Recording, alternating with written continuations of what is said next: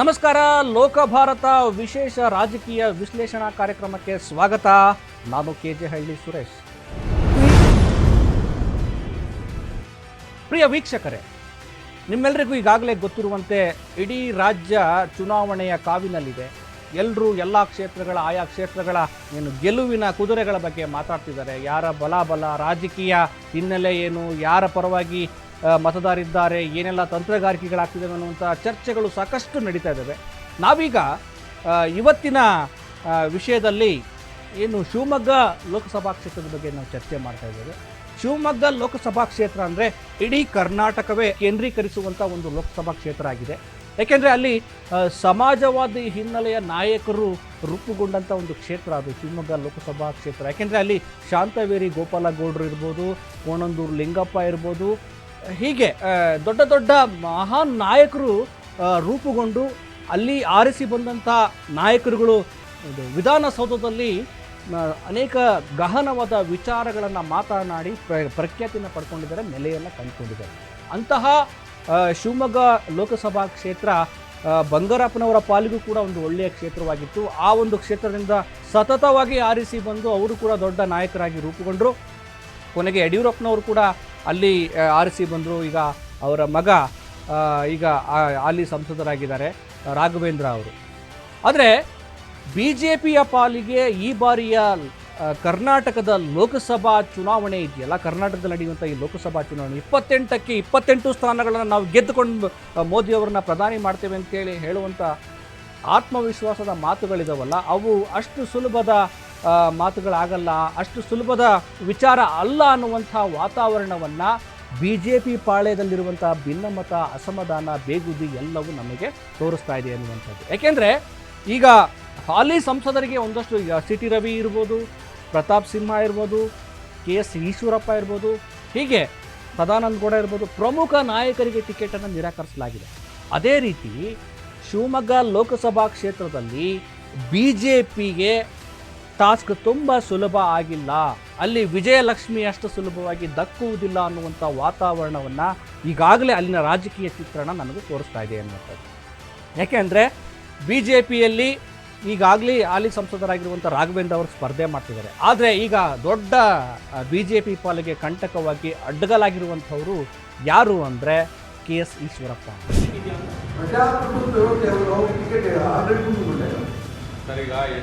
ವ್ಯವಸ್ಥೆ ಇದೆ, ಚುನಾವಣಾ ಸಮಿತಿ ಇದೆ. ಆ ಚುನಾವಣಾ ಸಮಿತಿ ರಾಜ್ಯದ ಚುನಾವಣಾ ಸಮಿತಿಗಳು ಕೂಡ 3 ಟ್ರಾನ್ಸಾಕ್ಷನ್ಸ್ ಹೋಗಿದೆ, ಅಲ್ಲಿಂದ ಕೇಂದ್ರಕ್ಕೂ ಹೋಗಿದೆ. ನಾನು ರಾಷ್ಟ್ರೀಯ ನಾಯಕರು ಕೂಡ ಚರ್ಚೆ ಮಾಡಿದ್ದಾರೆ. ಇನ್ನೂ ಹಾವೇರಿ ಯಾವುದು ಬಯಲಾಗಿಲ್ಲ. ಪತ್ರಿಕಾಗೋಷ್ಠಿ ನಾನು ಕರಿತೀನಿ ಅಂತಿದ್ದಾಗೆ ಹೆಂಗೆ ಮುಗಿಬಿಟ್ಟು ಅವರು ಕೇಂದ್ರ ನಾಯಕರು ಅಷ್ಟೇ ಕೂಗೋಲ್ಲ, ಇನ್ನೇನೋ ಹೇಳ್ಬಿಡ್ತಾರೆ ಈಶ್ವರಪ್ಪ. ಅದಕ್ಕೋಸ್ಕರ ನಾನು ಹೇಳ್ತಿದ್ರು, ಯಾವ ಕಾರಣಕ್ಕೂ ಕೂಡ ನಮ್ಮ ಹಾವೇರಿ ಸಿಗಂತ ಪ್ರಶ್ನೆ ಇಲ್ಲ, ನನ್ನ ಮಗನಿಗೆ ಹಾವೇರಿ ಸಿಗುತ್ತೆ ಅಂತ ನಮಗೆ ನನಗೆ ಇನ್ನೂ ಇದೆ. ಕೆ ಎಸ್ ಈಶ್ವರಪ್ಪ ಈಗ ಶಿವಮೊಗ್ಗ ಲೋಕಸಭಾ ಕ್ಷೇತ್ರದಿಂದ ಸ್ವತಂತ್ರವಾಗಿ ಸ್ಪರ್ಧೆ ಮಾಡ್ತೀನಿ ಅಂತೇಳಿ ಈಗಾಗಲೇ ಘೋಷಣೆ ಮಾಡಿದ್ದಾರೆ. ಅವರನ್ನು ಕರೆತಂದು ಸಂಧಾನ ಮಾಡುವಂಥ ಪ್ರಯತ್ನಗಳು ಕೂಡ ನಡೀತಾ ಇದ್ದಾವೆ. ಆದರೆ ಯಾವ ಸಂಧಾನಕ್ಕೂ ಕೂಡ ಜಗ್ಗದೆ ಬಗ್ಗದೆ ಇರುವಂಥ ಕೆ ಎಸ್ ಈಶ್ವರಪ್ಪ ನಾನು ಸ್ಪರ್ಧೆ ಮಾಡ್ತೇನೆ, ಗೆಲ್ತೇನೆ, ಮತ್ತೆ ನಾನು ಬಿ ಜೆ ಪಿಗೆ ಸೇರ್ತೇನೆ ಅಂತ ಹೇಳಿದ್ದಾರೆ. ಈ ಮಾತು ಏನು ಹೇಳುತ್ತೆ ಅಂತಂದರೆ ಕೆ ಎಸ್ ಈಶ್ವರಪ್ಪನವರಿಗೆ ಬಿ ಜೆ ಪಿ ಅನಿವಾರ್ಯ ಅನ್ನುವಂಥದ್ದು ಹೇಳುತ್ತೆ. ಆದರೆ ಅವರು ಸ್ಪರ್ಧೆ ಮಾಡ್ತಿರೋದು ಯಾವ ಕಾರಣಕ್ಕೋಸ್ಕರ? ನನ್ನ ಮಗನಿಗೆ ಟಿಕೆಟ್ ಕೊಡ್ತೀವಿ ಅಂತೇಳಿ ಹೇಳಿದರು. ಹಾವೇರಿ ಗದಗ ಲೋಕಸಭಾ ಕ್ಷೇತ್ರದಿಂದ ಟಿಕೆಟ್ ಕೊಡ್ತೀನಿ ಅಂತೇಳಿ ಯಡಿಯೂರಪ್ಪನವ್ರು ಹೇಳಿದರು. ಆ ಮಾತನ್ನು ಉಳಿಸ್ಕೊಳ್ಳಿಲ್ಲ. ಹೀಗಾಗಿ ನಮ್ಮ ಕುಟುಂಬಕ್ಕೆ ಅನ್ಯಾಯ ಆಗಿದೆ, ಹಾಗಾಗಿ ನಾನು ಸ್ಪರ್ಧೆ ಮಾಡ್ತೀನಿ ಅಂತ ಹೇಳಿದ್ದಾರೆ. ಯಡಿಯೂರಪ್ಪ ಮತ್ತು ಈಶ್ವರಪ್ಪ ಅವರ ಸಂಬಂಧ ಹೇಗಿತ್ತು? ಅವರು ಒಂದು ಬಿ ಜೆ ಪಿ ಪಕ್ಷವನ್ನು ಕಟ್ಟೋದಕ್ಕೆ ಏನೆಲ್ಲ ಪ್ರಯತ್ನ ಪಟ್ಟರು ಅಂತ ನಾವು ನೋಡ್ತಾ ಬರೋದಾದರೆ, ಹಾಗಿದ್ರೆ ಯಡಿಯೂರಪ್ಪ ಮತ್ತು ಕೆ ಎಸ್ ಈಶ್ವರಪ್ಪ ಬೇರೆ ಬೇರೆ ಜಿಲ್ಲೆಯಿಂದ ಬಂದಂಥವ್ರು. ಕೆ ಎಸ್ ಈಶ್ವರಪ್ಪ ಏನು ಬಳ್ಳಾರಿ ಮೂಲದವರು ಅಂತ ಹೇಳಲಾಗ್ತಾ ಇದೆ ಅಲ್ಲಿ. ಆಮೇಲೆ ಇವರು ಯಡಿಯೂರಪ್ಪನವರು ಮಂಡ್ಯ ಮೂಲದವರು ಅಂತ ಹೇಳಿ ಹೇಳಲಾಗ್ತಾ. ಅಂದರೆ ಇಬ್ಬರೂ ಕೂಡ ಬೇರೆ ಬೇರೆ ಜಿಲ್ಲೆಯವರಾಗಿದ್ದರೂ ಕೂಡ ನೆಲೆಯನ್ನು ಕಂಡುಕೊಂಡಿದ್ದು ಮಾತ್ರ ಎಲ್ಲಿ ಅಂದರೆ ಅದು ಶಿವಮೊಗ್ಗ ಕ್ಷೇತ್ರದಲ್ಲಿ ಅನ್ನುವಂಥದ್ದು. ಕೊನೆಗೆ ಯಾವ ರೀತಿ ಆಪ್ತರಾಗಿರ್ತಾರೆ ಅಂದರೆ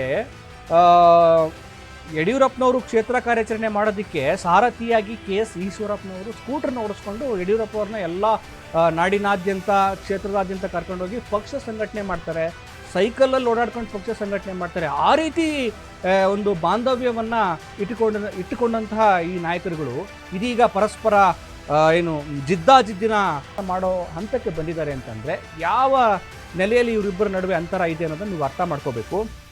ಇಬ್ಬರು ಕೂಡ ಒಂದು ಸಿಮೆಂಟ್ ಫ್ಯಾಕ್ಟ್ರಿ, ಒಂದು ಸಿಮೆಂಟ್ ಏನು ಪೈಪನ್ನು ತಯಾರು ಮಾಡುವಂಥ ಒಂದು ಬಿಸ್ನೆಸ್ಸಲ್ಲಿ ತೊಡಗಿಕೊಂಡಿರ್ತಾರೆ ಅನ್ನುವಂಥ ವಿಚಾರಗಳು ನಾವು ಮೊದಲಿಂದ ಸ್ವಲ್ಪ ಕೆತ್ತಿದಾಗ ತಿಳಿದು ಬರುತ್ತೆ. ಹಾಗೆ ಬಾಂಧವ್ಯ ನಂಟನ್ನು KS ಈಶ್ವರಪ್ಪ ಮತ್ತು ಯಡಿಯೂರಪ್ಪನವರು ಇಟ್ಕೊಂಡ್ಬಂದಿದ್ರು. ಆದರೆ ಇದೀಗ ತನ್ನ ಮಗನಿಗೋಸ್ಕರ ಅವರು ಏನು ಸೆಡ್ಡನ್ನು ಹೊಡೆದಿದ್ದಾರೆ.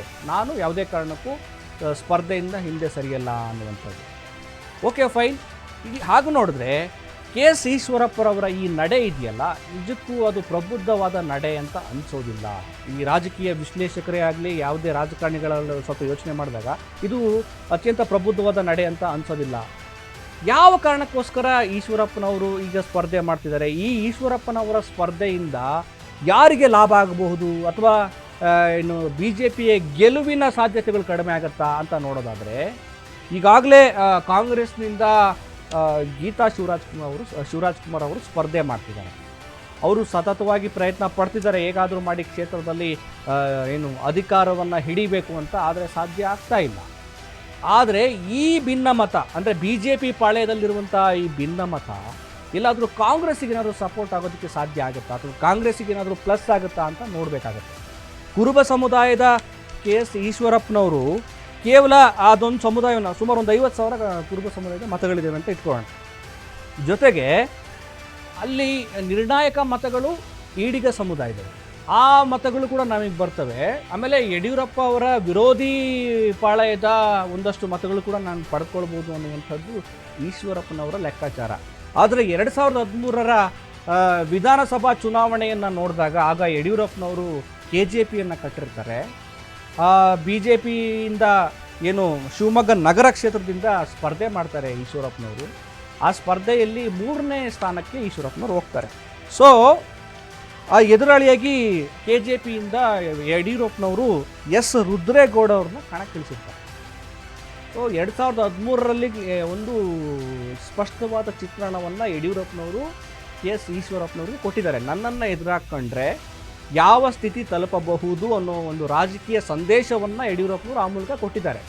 ಕೆಲವು ಈಶ್ವರಪ್ಪನವರ ಸಲಹೆಗಾರರು ಮತ್ತು ಹಿತೈಷಿಗಳು ಹೇಳೋದೇನು ಅಂದರೆ, ನೀವು 2013ರ ಚುನಾವಣೆಯನ್ನು ಒಮ್ಮೆ ಜ್ಞಾಪಿಸಿಕೊಳ್ಳಿ, ಅಂಥ ಸ್ಥಿತಿ ಮತ್ತೆ ಬಂದರೂ ಬರಬಹುದು ಅನ್ನುವಂಥ ಸಲಹೆಯನ್ನು ಕೊಟ್ಟಿದ್ದಾರೆ ಅಂತ ಹೇಳ್ತಾ ಇದ್ದಾರೆ. ಇದು ಅಲ್ಲಿನ ಶಿವಮೊಗ್ಗ ಕ್ಷೇತ್ರದ ಏನು ರಾಜಕೀಯ ಚಿತ್ರಣ ಅನ್ನುವಂಥದ್ದು. ಮತ್ತು ಇದು KS ಈಶ್ವರಪ್ಪನವರು ಮತ್ತು ಯಡಿಯೂರಪ್ಪನವ್ರಿಗಿರೋ ವ್ಯತ್ಯಾಸ ಏನು ಅಂದರೆ, ಯಡಿಯೂರಪ್ಪನವರು ಕೇವಲ ಏನು ಹಿಂದುತ್ವ, ತತ್ವ, ಸಿದ್ಧಾಂತ ಅಷ್ಟೇ ಇವೆಲ್ಲ ಮತಗಳಾಗಿ ನಮ್ಮನ್ನು ಗೆಲುವಿಗೆ ಕೊಂಡೊಯ್ತವೆ ಅಂತ ಅಂದ್ಕೊಂಡಿರಲಿಲ್ಲ. ಯಡಿಯೂರಪ್ಪನವರು ಜನನಾಯಕ ಆಗಿ ರೂಪುಗೊಂಡರು. ಯಡಿಯೂರಪ್ಪನವರು ತತ್ವ ಸಿದ್ಧಾಂತಗಳಾಗಿ ಅಷ್ಟೇ ಸೀಮಿತ ಆಗಲಿಲ್ಲ, ಪಕ್ಷವನ್ನು ಸಂಘಟನೆ ಮಾಡಿದ್ರು. ಈ ಹಿಂದೆ BJP ಪಕ್ಷವು ಕೂಡ ಯಡಿಯೂರಪ್ಪವನ್ನು ಕಡೆಗಣಿಸಿದಾಗ ನನ್ನನ್ನು ಬಿಟ್ಟು ಕರ್ನಾಟಕ ರಾಜ್ಯದಲ್ಲಿ BJP ಸಂಘಟನೆ ಮಾಡೋದು, ಅಧಿಕಾರನ ಹಿಡಿಯೋದಕ್ಕೆ ಸಾಧ್ಯ ಇಲ್ಲ ಅನ್ನುವಂಥ ಸಂದೇಶವನ್ನು ಕೂಡ ತೋರಿಸ್ಕೊಟ್ಟಿದ್ದಾರೆ. ಒಬ್ಬ ಮಾಸ್ ಲೀಡರ್ ಆಗಿ ರೂಪುಗೊಂಡಿದ್ದಾರೆ. ಆದರೆ KS ಈಶ್ವರಪ್ಪನವರ ಸಮಸ್ಯೆ ಏನು ಅಂದರೆ, ಹಿಂದುತ್ವದ ಪರವಾಗಿ ಅಗ್ರೆಸಿವ್ ಆಗಿ ಮಾತಾಡಿದ ತಕ್ಷಣ ನನಗೆ ಎಲ್ಲ ನಾಯಕರು ಬೆಂಬಲ ಕೊಟ್ಬಿಡ್ತಾರೆ, ಆ ಮಾತುಗಳು ಮತಗಳಾಗಿ ಪರಿವರ್ತನೆ ಆಗ್ತವೆ, ನಾನು ರಾಜಕೀಯ ಸ್ಥಾನವನ್ನು ಪಡೆದುಕೊಂಡು ಬಿಡಬಹುದು, ಮತ್ತು ಪಕ್ಷದಲ್ಲಿ ಒಂದು ಒಳ್ಳೆಯ ಸ್ಥಾನಮಾನ ನನಗೆ ಯಾವಾಗಲೂ ಕಾಯಂ ಆಗಿರುತ್ತೆ ಅಂತ ಮೆಚ್ಚಿಕೊಂಡಿದ್ದಾರೆ. ಆದರೆ ಈ ಭಾಷಣಗಳು, ಫೈರ್ ಬ್ರ್ಯಾಂಡು ಇವೆಲ್ಲ ಯಾವುದಕ್ಕೂ ಕೆಲಸ ಬರಲ್ಲ ಅನ್ನೋದು ಕೂಡ ಈಗ ಅವರಿಗೆ ಅರ್ಥ ಆಗಿದೆ ಅನ್ನುವಂಥದ್ದು. ಹಾಗಾಗಿ ಶಿವಮೊಗ್ಗ ಲೋಕಸಭಾ ಕ್ಷೇತ್ರದ ಚಿತ್ರಣ ಇದೆಯಲ್ಲ, ಇದು ನಾವು ನೋಡಿದಾಗ ಏನನ್ಸುತ್ತೆ ಅಂದರೆ, ಎಲ್ಲೋ ಒಂದು ಕಡೆ ಈಶ್ವರಪ್ಪನವರು ರಾಘವೇಂದ್ರ ಅವ್ರನ್ನ ನಾನು ಗೆಲ್ದಿದ್ರೂ ಪರವಾಗಿಲ್ಲ, ಅವ್ರನ್ನ ಸೋಲಿಸಿ ನನ್ನ ಒಂದು ಏನು ಜಿದ್ದನ್ನು ಸಾಧಿಸಬೇಕು ಅನ್ನೋ ಥರದಲ್ಲಿ ಅವ್ರ ಸ್ಪರ್ಧೆ ಕಾಣ್ತಾ ಇದೆ.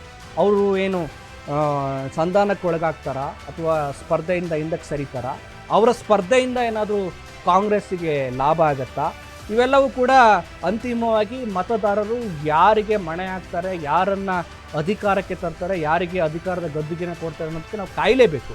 ಸದ್ಯದ ಮಟ್ಟಿಗೆ ನೋಡೋದಾದರೆ ಶಿವಮೊಗ್ಗ ಲೋಕಸಭಾ ಕ್ಷೇತ್ರ ಅದು ಒಂದು ರೀತಿ ಬೂದಿ ಮುಚ್ಚಿದ ಕೆಂಡದಂತಿದೆ. BJP ಪಾಲಿಗಂತೂ ಅದು ದೊಡ್ಡ ಸರ್ಕಸ್ ಆಗಿದೆ.